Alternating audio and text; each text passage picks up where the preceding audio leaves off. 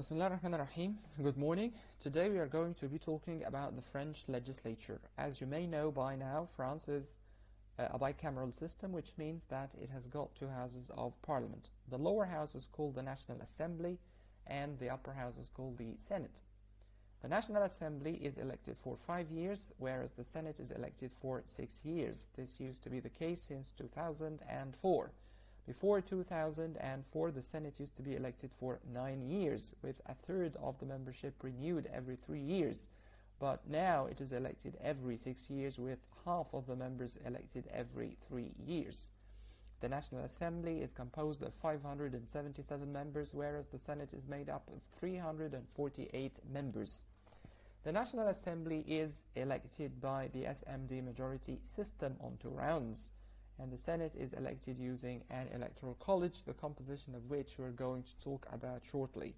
The National Assembly is, of course, the most effective of the 2 houses. The government is responsible before the National Assembly, not before the Senate. The National Assembly has the power to withdraw confidence from the government, not the Senate.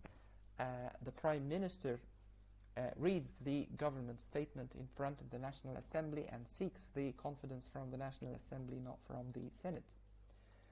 The Fifth Republic puts a lot of restrictions and constraints on the legislature. The Constitution clearly identifies the areas in which Parliament has competence to legislate. Specifically, we talk about 9 areas. These 9 areas are the purview of Parliament, which means that Parliament can pass legislation only on matters that are related or that come under the purview of these areas. Specifically, we talk about issues related to civil rights, nationality issues, crimes, electoral system, the setting up of courts, defense issues, the environment, property rights, and employment laws. But anything beyond these areas is left to the regulatory power of the government, which means that the cabinet can pass executive orders that are also called ordinances in order to organize these matters. Ordinances or executive orders, as I said the last lecture, have the same legal status as laws. In addition to this, MPs can't introduce any legislation or modify any legislation that would entail either a diminution of public resources or an increase in public expenditure. This means that MPs can't play around with legislation that is related to the finances of the state. MPs cannot introduce changes that would increase public expenditure or decrease taxes. So MPs cannot say for the government, for example, spend more money on education, on health, on anything, but the government is free to accept this or not from the members of parliament. Likewise, members of parliament cannot initiate laws that would decrease taxes. This is the only and exclusive right of the government, of the cabinet. In addition to this, parliament has got only a specific period of time in order to pass its opinion regarding the bill of the annual budget. Parliament has got only 70 days to deliberate on the budget and to say whether or not it accepts it. If 70 days pass without Parliament saying its opinion, the government has the power to enact the budget bill by simple ordinance. The government can further ask Parliament to give it authorization to rule by decree in the areas that are the original domain of the Parliament. As we said, there are 9 areas that are the specific domain of the Parliament. Parliament has competence to legislate on matters that are related to those areas, but the government can even ask Parliament to refrain from passing legislation regarding this and to leave the whole matter to the government and to the executive orders that are to be passed by the government. This further weakens Parliament in front of the government.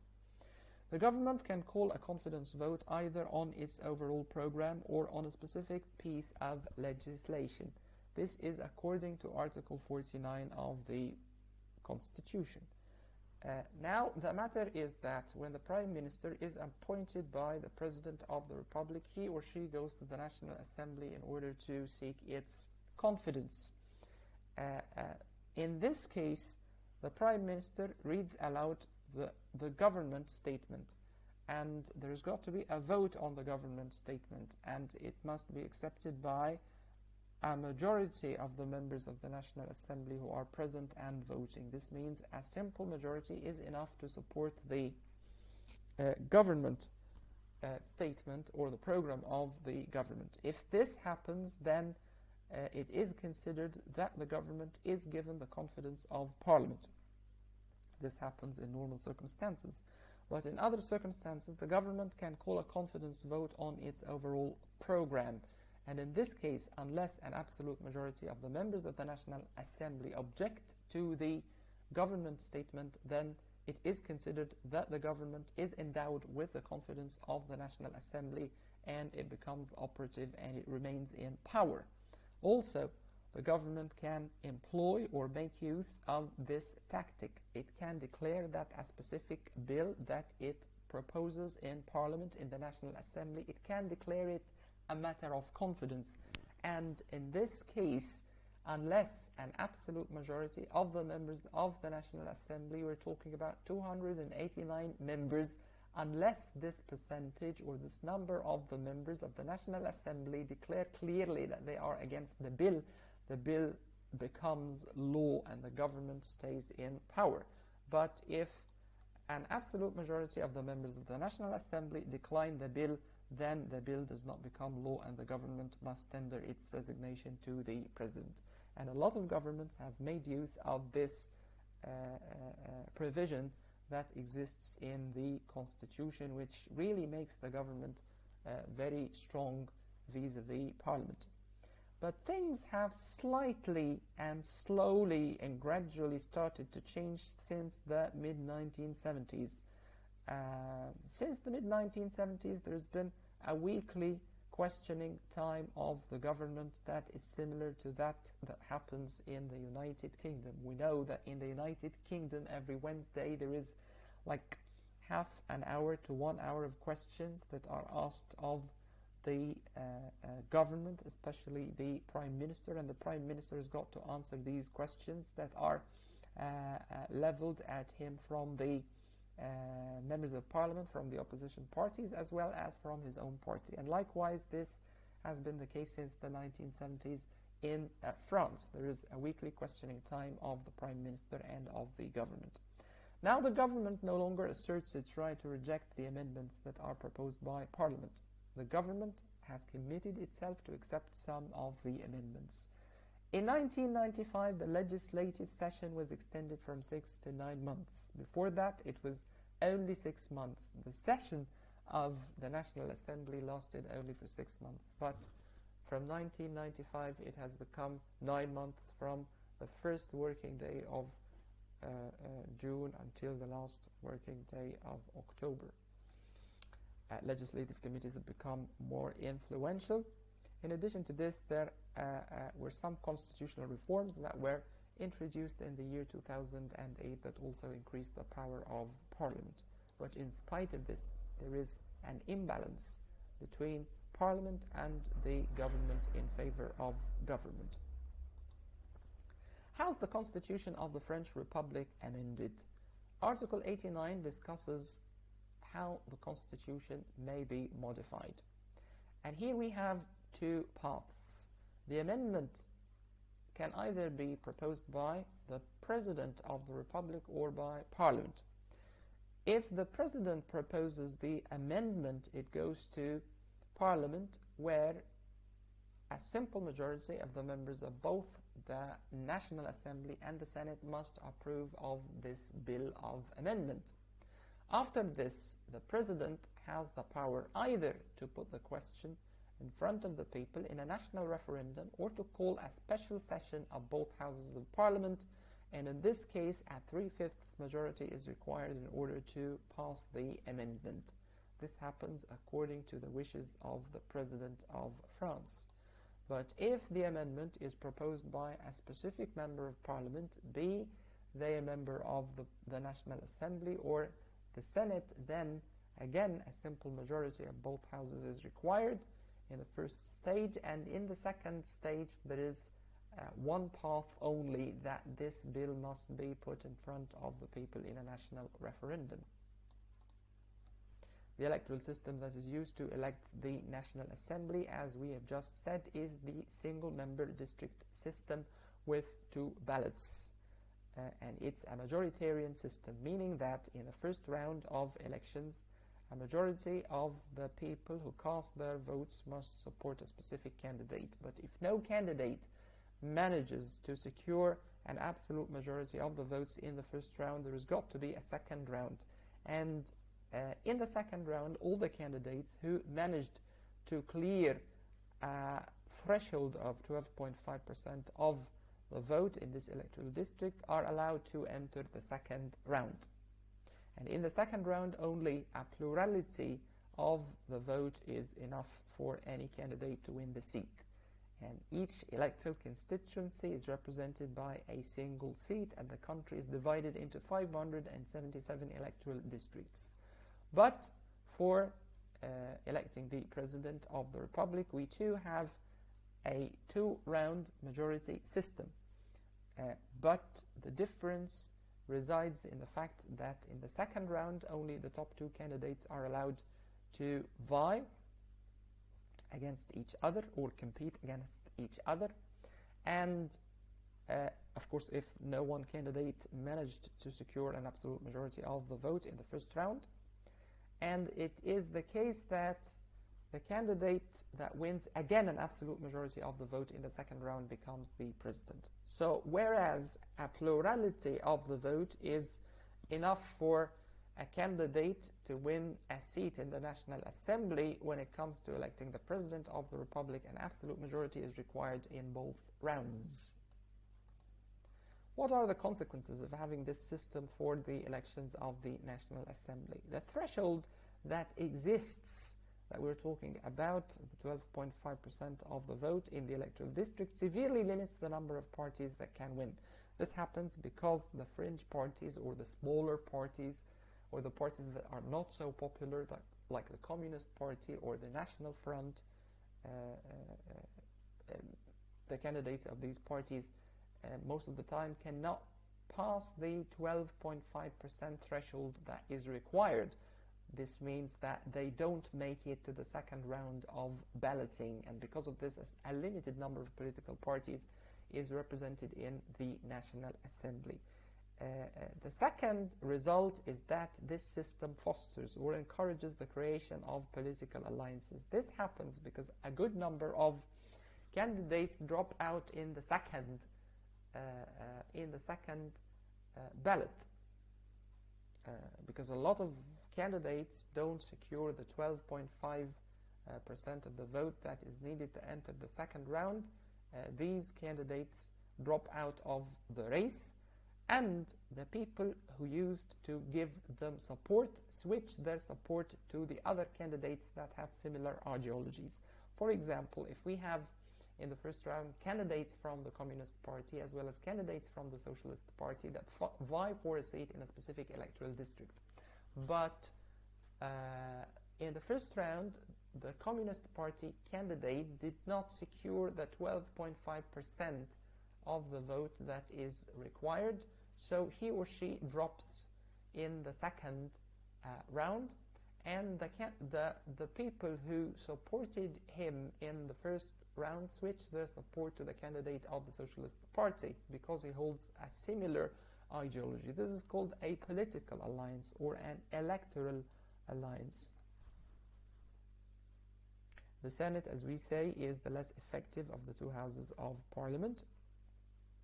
All the Senate can do is to delay the enactment of the bills that have already been passed by the National Assembly.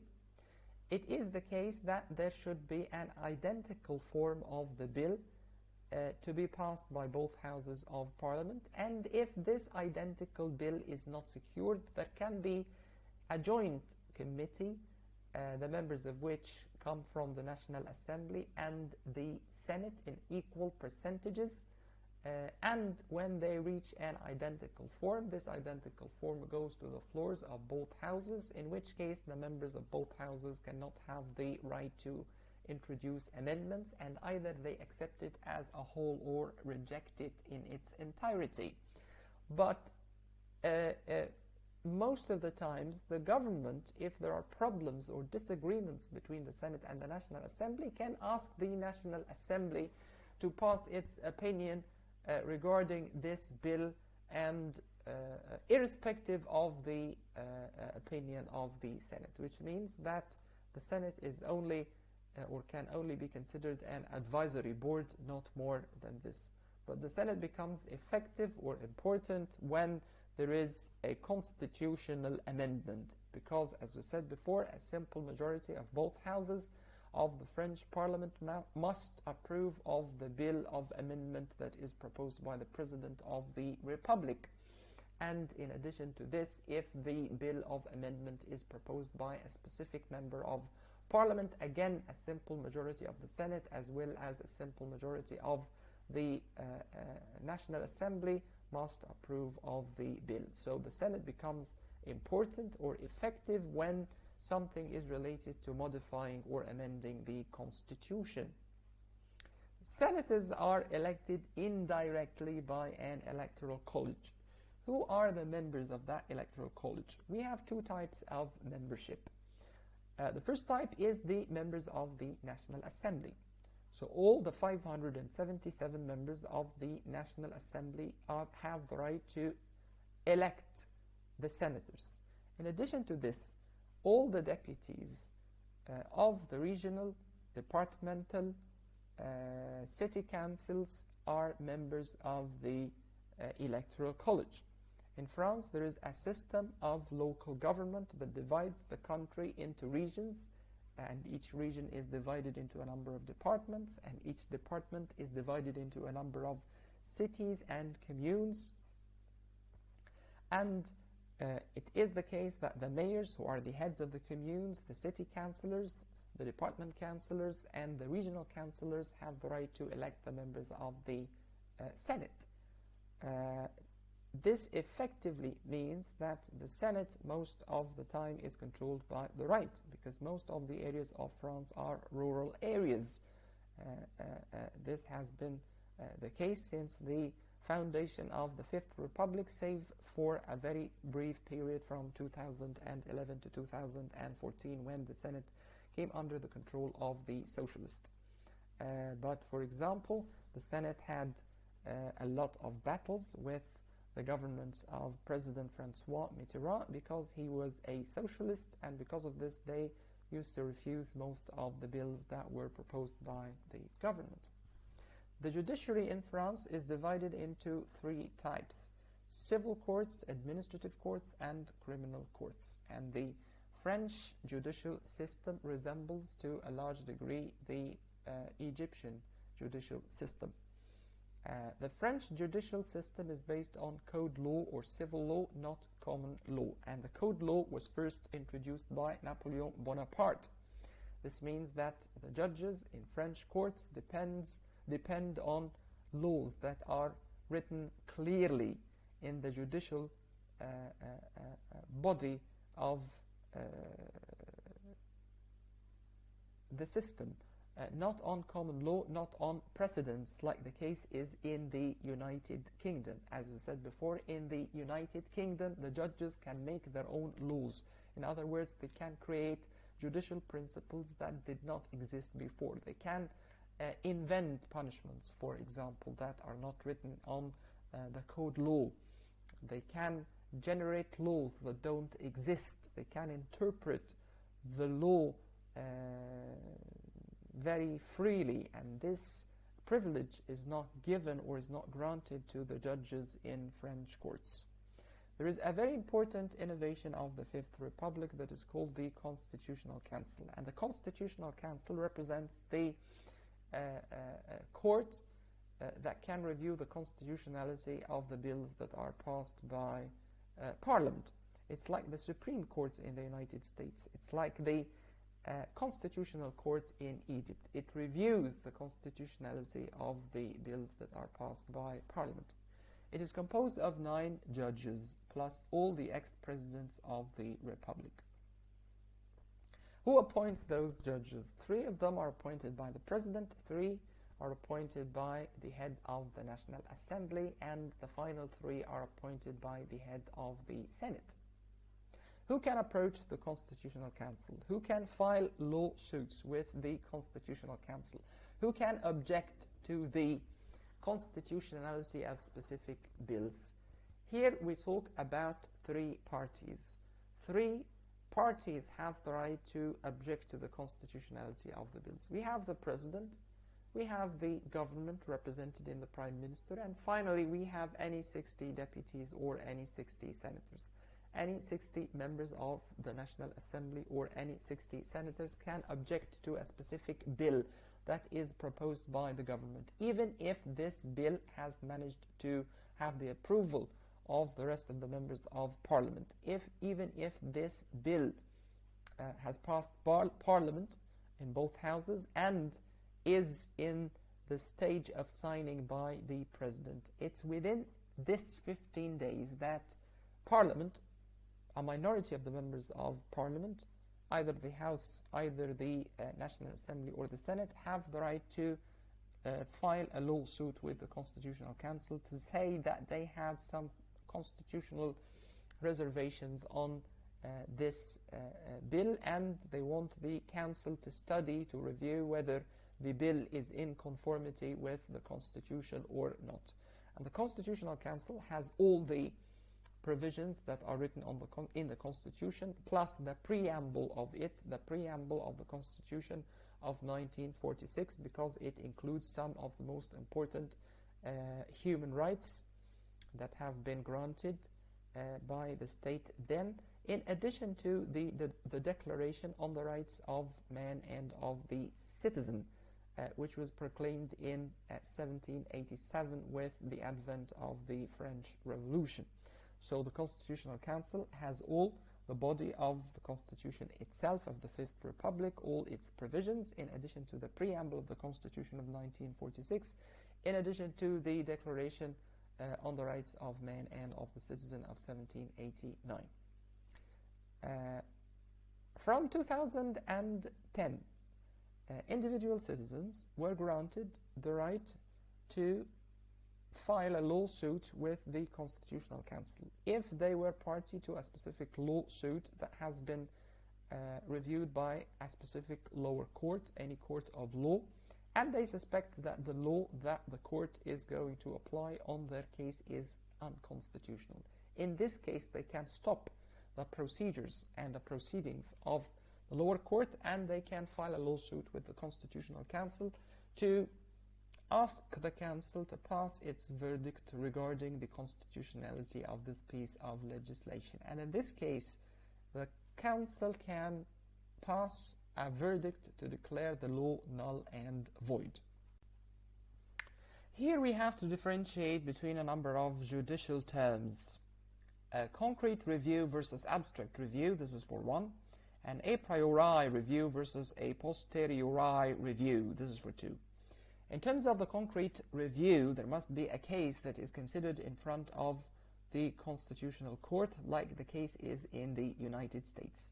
In the United States, the Supreme Court can only review the constitutionality of a law that is referred to it from a lower court of law. When there is a problem or a lawsuit that is reviewed by a court of law in the United States, but any party to this lawsuit suspects that the law that is being used by the court is unconstitutional, the court can refer this law to the Constitutional Court or to the Supreme Court in order for this court to pass its opinion regarding whether this law is in conformity with the Constitution or not. So there must be a case. If there is a case, this is called concrete review. But some other times, the courts may review the constitutionality of the law without a case. Without a case. In this case, it is called an abstract review, like what happens in France. So the Constitutional Council has the right to review how constitutional the bill is without having any lawsuit in any court of law. So this is the difference between an abstract review and a concrete review. In terms of the a priori review, the bill is reviewed before it becomes law, which is the case, again, with the Constitutional Council in France. When the President or the Prime Minister or any 60 deputies or any 60 senators refer a specific bill to the Constitutional Council in order for the Council to study its constitutionality, this happens before the bill becomes law. This happens before the President signs the bill into law. So there is a specific opportunity of time. Specifically, we're talking about 15 days. This is the time between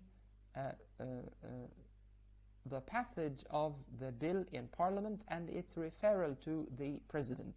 So within this time, any 60 deputies or any 60 senators have the right to object to the constitutionality of the bill. The benefit of this provision is that it helps the members of Parliament to say their opinion. So even if the bill has been adopted by a majority of the members of the Senate and the majority of the members of the National Assembly, it is still up to a minority of the members of the opposition to object to the bill, to cast suspicion on the constitutionality of the bill. So this is the importance of the a priori review. This right is also given to the President of the Republic, because suppose that the President is from a different party. Suppose that there is a divided government in which the National Assembly is controlled by a party and the President comes from a different party. And the President does not like a piece of legislation that has been proposed by the Prime Minister and that gains support in the National Assembly, because of course the Prime Minister controls the majority in the National Assembly. This also gives an opportunity to the President of the Republic not just to refer the bill back to Parliament for more deliberation, as the Constitution stipulates, but to object outright to the constitutionality of the bill itself by referring it to the Constitutional Council. In terms of the other type of review, the a posteriori review, the law is reviewed after having been enacted. So after the law becomes promulgated, after it becomes effected, the Constitutional Council can declare that it is null and void. And this happens only if there is a lawsuit that takes place in a lower court of law. So this is called a posteriori review, and this happens again in the United States with the Supreme Court. So this is the difference between the two types of review. In addition to this, we have another important institution, judicial institution in France, that is called a Council of State. And the Council of State is regarded as the highest administrative court in the country, and it reviews and passes its verdicts regarding the lawsuits in which the state is a party to. So suppose, for example, that there is a specific citizen who objects to any decision of the government, who has been touched by the actions of any minister, for example, whose interests have been endangered by the government or by any department of the government, or if there is an employee, for example, that objects to any law that has been passed, or it is the case that any problem happened to him, they can go to the Council of State and file a lawsuit against the government, and it's the Council of State that has the power to review such a case. So this is an important innovation of the Fifth Republic, and we have a similar council in Egypt, by the way. In terms of local government, we have three levels of it in France. We have regions, departments, and communes. France is divided into 18 regions, and each region has got its own council that is elected for 6 years. Each region is divided into a number of departments, and it is currently the case that the 18 regions are divided into 96 departments, in addition to 5 overseas territories. So it is the case that the regions are made up of departments. From the time of the revolution in 1789 until 1982, it used to be the case that the central government appointed a prefect for each department, or a head for each department. So the system in its entirety came to be called the prefecture system. But since 1982, over 2,000 cantons elected or have elected department councillors. So it is the case that the departments are divided into a big number of cantons, and each canton is entitled to electing two representatives who serve as members of the department council. Below the departments, the country is divided into communes, and each commune elects a mayor. Mayors, regional councillors, department councillors, and city councillors, all of these people, in addition to the members of the National Assembly, elect the members of the Senate, which is the upper house. Local elections are important because they are considered a precursor to the national elections.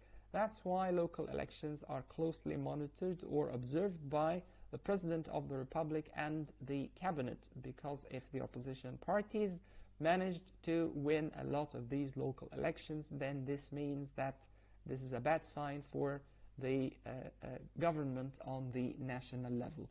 With this, we come to the end of our lecture on state institutions. Till we meet again, it's goodbye.